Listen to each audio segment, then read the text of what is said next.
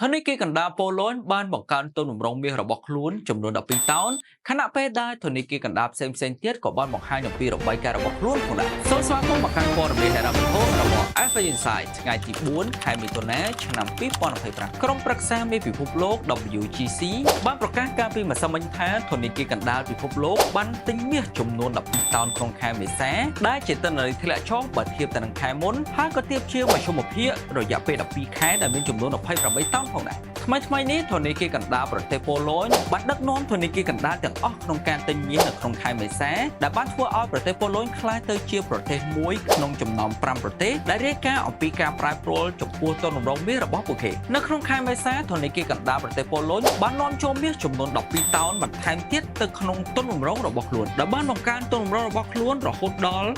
509តោនដែលខ្ពស់ជាងធនធានគីកណ្ដាលរបស់សហភាពអឺរ៉ុបទៅទៀតដែលមានចំនួន507តោនហើយធនធានគីកណ្ដាលឆេកក៏បានបង្កើនទុនបំរុងមាសរបស់ខ្លួនចំនួន3តោនផងដែរនៅក្នុងខែមេសាបន្តមកទៀតគឺធនធានគីកណ្ដាលចិនក៏បានធ្វើការបង្កើនទុនបំរុងមាសរបស់ខ្លួនចំនួន2តោនផងដែរដែលជាការនាំចូលមាសចំនួន6ខែជាប់គ្នារួមផ្សំទាំងធនធានគីកណ្ដាលនៃប្រទេសទួរគីនិងប្រទេសគីហ្សេស៊ីស្ថានក៏បានរាយការណ៍អំពីការនាំចូលមាសរបស់ខ្លួនផងដែរចំណែកឯធនធានគីជាតិនៃប្រទេសកាហ្សាស្ថានក៏បាននាំចូលមាសបន្ថែមចំនួន1តោនទៅកាន់ទុនបំរុងរបស់ខ្លួនដូចគ្នានិងធនធានគីកណ្ដាលប្រទេសឥណ្ឌាបានរក្សាទុនបំរុងរបស់ខ្លួននៅក្នុងកម្រិត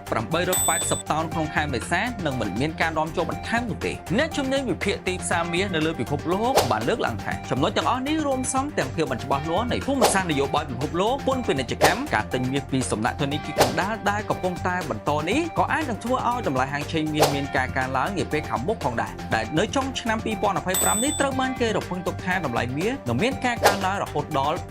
$4,800ក្នុងមួយតម្លឹងសូមអរគុណចំពោះការតាមដានព័ត៌មានហិរញ្ញវត្ថុរបស់ Alpha Insight